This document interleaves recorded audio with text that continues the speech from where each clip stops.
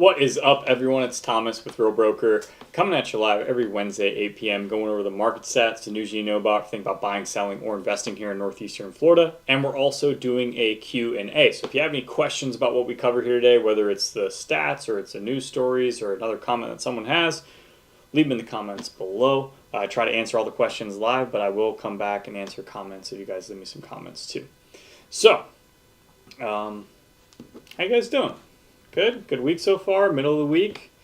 I feel like my wife's up in Delaware with my baby, so it's I've kind of had like a week off in a way by not taking care of a 6-month-old, but it's weird. Really miss my baby and my wife. It's funny how that changes as we get older.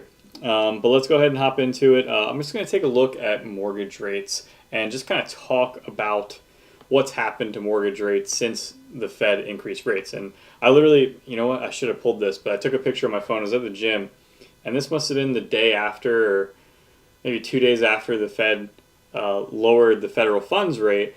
The news headline was mortgage interest rates being lowered, right? Something like that. But it's very misleading, because when most people hear interest rates, they're not thinking the federal funds rate. They're thinking mortgage interest rates, or interest rates on a credit card or on a car loan, and that is actually what's more affected by the federal funds rate being lowered. Short-term lending is more affected by that lowering of the federal funds rate. It does affect the 10-year Treasury, which then correlates with 30-year mortgages, but in general, we should see cheaper credit card rates and auto loans and short-term lending items like that immediately once the federal fund rate goes down.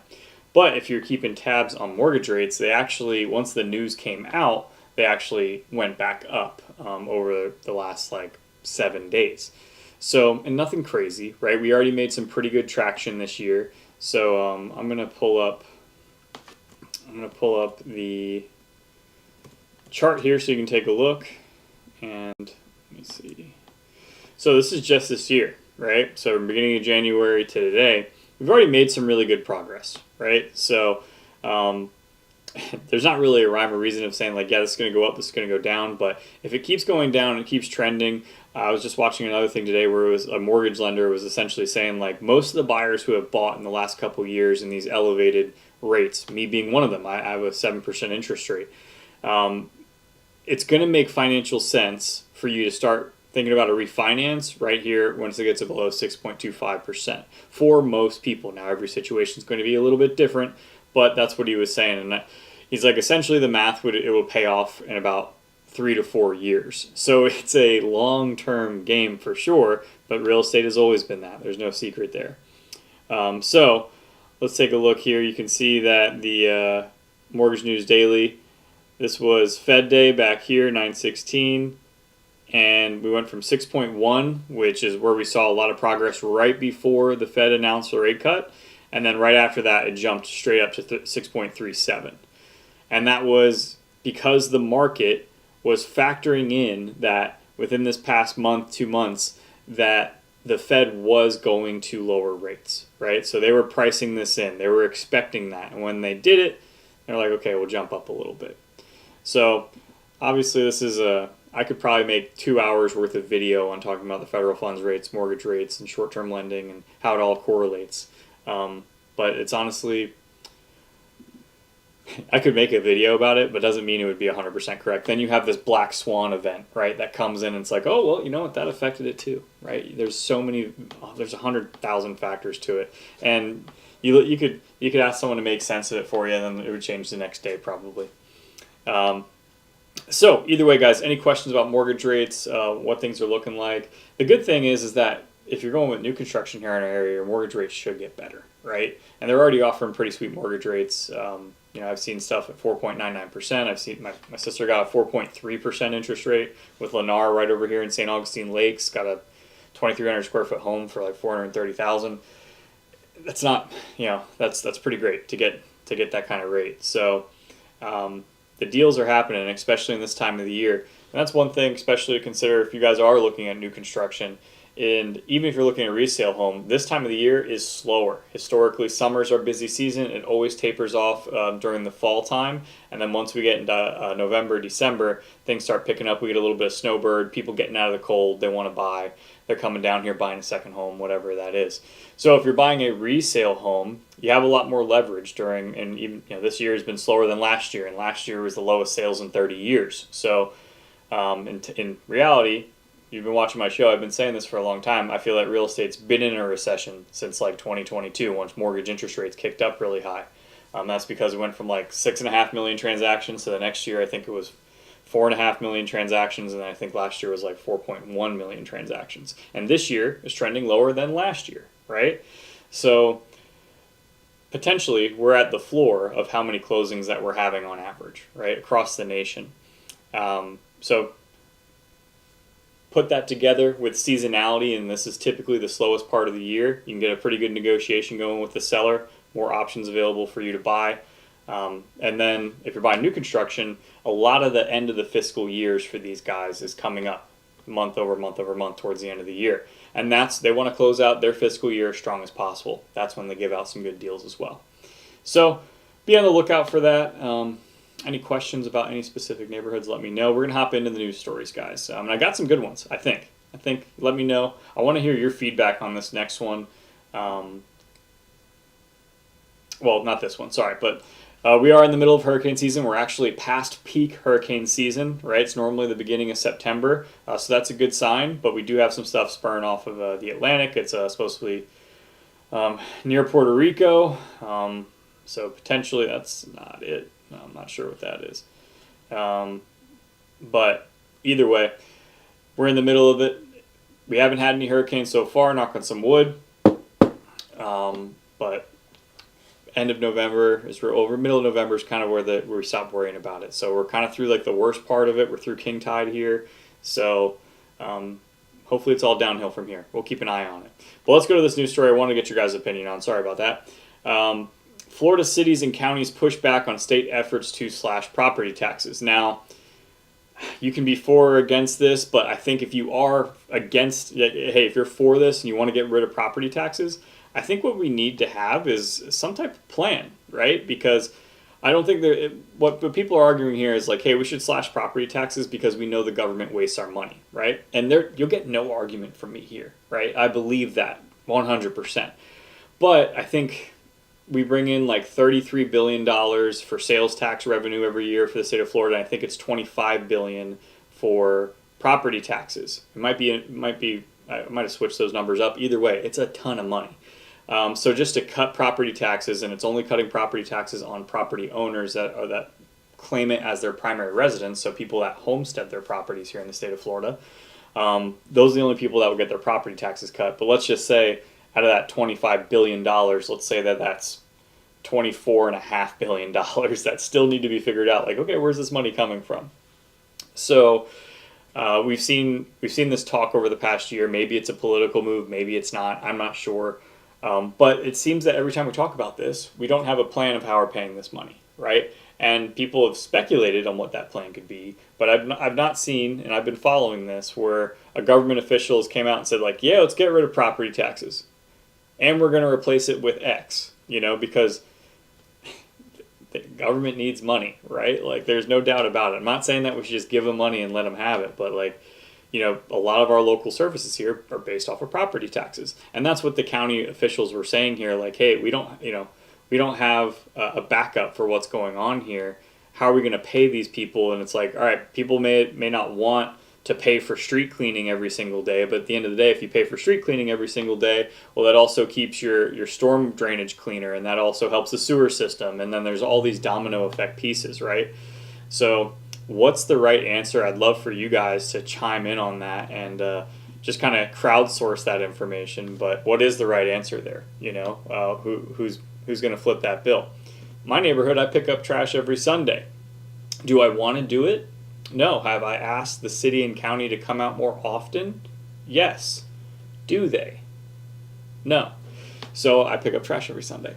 But that's it, right? I'm paying for it technically, right, through taxes, or I should be paying for some form of that. And they say they come out, but I don't know, I work from home. I pick up trash every Sunday, so it's like I kind of have a good gauge on how much trash is around. And I can walk by similar spots and be like, no, that trash is still there. Interesting. So, either way, I got a lot of gripes with the city tonight. We're going to see it. I got some more stuff here. You're going to be blown away by this next couple ones. Maybe you've read them. I don't know. Maybe you won't be blown away, but to me, it's kind of silly. Well, we got a little charming one here. St. Augustine, Florida tops ranking of world's most charming old towns, and that's no secret to me. I knew that. That's why I made this channel, guys. But in the United States, we rank number 1 over Charleston, which is pretty sweet. Charleston's beautiful. I tell people a lot of times we're like a smaller Charleston. You got Latin America and Europe, Cartagena and Krakow, Poland. So we're up there. We're top 9 in the entire world. Well, that's not including like Asia and stuff. So and Africa. So all right, well, we're probably in the top 20, let's say. But I think that was pretty cool. But what do you guys think? Do you live here locally, or are you watching from another area? I know I used to ask this all the time. Where are you watching from? I know we get a lot of people from New York and from people from Philly.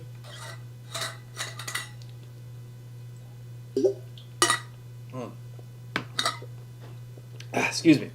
All right. Oh my gosh. All right, let's go on to the next one I was talking about. St. Augustine cuts Knights of Life restroom in half to curb budget shortfall.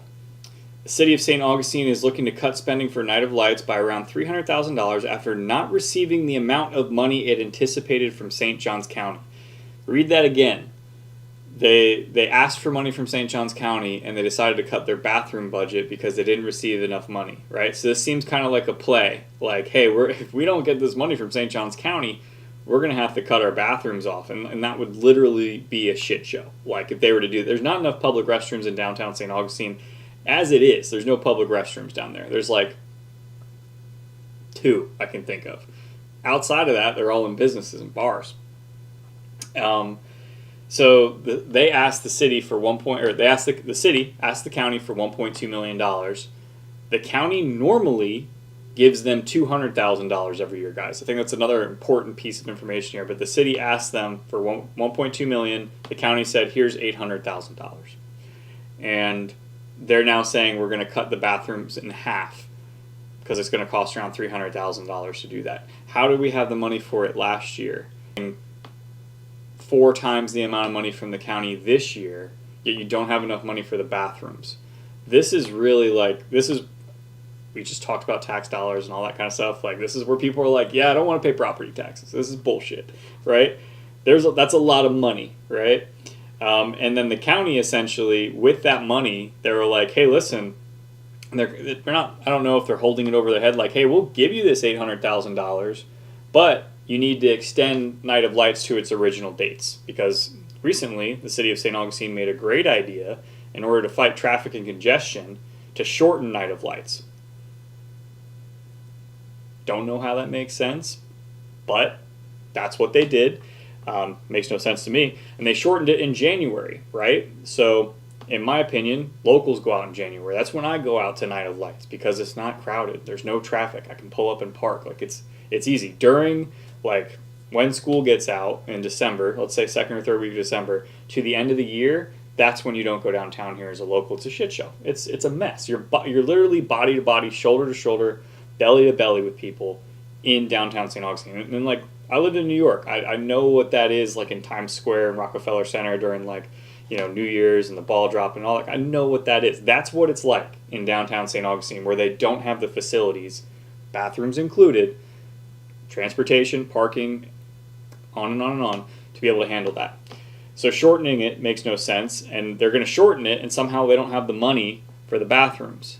What's going on? I really want to know. Sorry, I'm going in. I probably shouldn't go in so hard. The city will start writing me violations on my house or something. I don't know.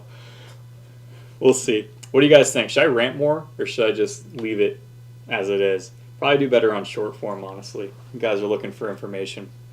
Kevin, appreciate you, Kevin, for chiming in here. We got Kevin, a local. Always appreciate the local love here, or maybe you hate me. I have no idea. Hopefully it's love. But Kevin, really appreciate you being here. Guys, where else you're watching from? What questions do you have about St. Augustine? We're here every Wednesday at 8 p.m. for you guys. Do you like my rants? Do you hate them? Throw them in the comments below. All right, we got 2 more news stories here, guys, and I'm going to call it at night. The 10-minute rant took it out of me. But St. Johns County approves permits for $10 million in amenities at the Landings development. So Pulte is going to be building a new community called the Landings. It's off of Greenbrier Road here. Here's Longleaf Parkway over here. It's going to be a master plan community. It's going to feature Del Webb and Pulte homes, so it's going to be a 55 plus. That's Del Webb is 55 plus brand of Pulte. So it's going to be a 55 plus and single family homes. $10 million in amenities. Permits include $7.3 million clubhouse and a $2.45 million fitness center. And that's, let's see, it's going to be 74 homes, I think it said. Offer 1, 2, and 2 story single family homes on 50, 60, and 65-foot home sites with preserved or water views. Amenities include a nearly 8-acre amenity center with private clubhouse, pool, walking trails, and more, according to the release. One of the permits approved Tuesday for 14,296 square foot clubhouse at 10 Lagoon Drive. That's $7.3 million. There was I think it's 74 homes. I read this here somewhere. I always read it and then I lose it. Nope, sorry. It will contain up to 761 homes on 581 acres at full build out. So that's actually pretty sweet in my opinion, because I was just talking to another client today about looking at master plan communities, and one thing to consider is kind of, hey, this master plan community has a beautiful amenity center, right? It looks like a lodge. Amazing. But however many homes are in that neighborhood, one of the main complaints, it's Shearwater. Shearwater is the neighborhood, has a beautiful amenity center, lazy river, 3-story water slide. One of the complaints in the neighborhood is like, hey, it gets crowded, right? Especially during summertime, you got kids out of school, they're at the amenity center having fun. It's a beautiful place. The fitness center is amazing. But one of the complaints I hear of a lot of people that live there is like, hey, Shearwater's amenities get crowded pretty good. But they got I want to say they have 4,000 homes in Shearwater. So like the ratio is pretty far off, right? And I think in Silverleaf they're going to have 17,500 homes, something like that, in total in Silverleaf when it's fully built out, and they're going to have 4 amenity centers. So roughly about the same homes to amenity center value. Whereas they're going to have, what is it? I said 560 homes, something like that. 761 homes and an amenity center. So it's like the ratio there is going to be a lot smaller, which is nice. But I can probably tell you right now, the majority of that neighborhood is going to be starting at 600,000 because it's 50, 60, and 65-foot lots. So we'll see. We'll see what it looks like. Let me know what you guys think. If you have any questions about that. I got one more news story here. I'm going to chime it in here.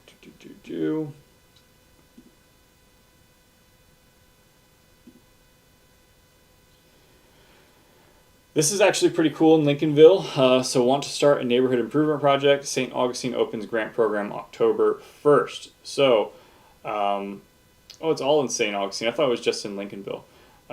But the program provides up to $3,000 for small-scale neighborhood improvement, enhancement projects, or events that are formally and informally organized by nonprofit organizations. So that's open now. Looks like this is one of the many structures they're going to try and fix this up. Which I believe this is the church right across the street from St. Francis, I believe, yes. So you can put in your application to the in the St. Augustine Neighborhood Services Division here at ngp@cityofstaugustine.com. So that's nice. You get a little grant program there. I mean, $3,000 ain't going to do really shit for a building, but $3,000 put some gutters on if you want. But I don't know. Maybe I'm being pessimistic. Either way, guys.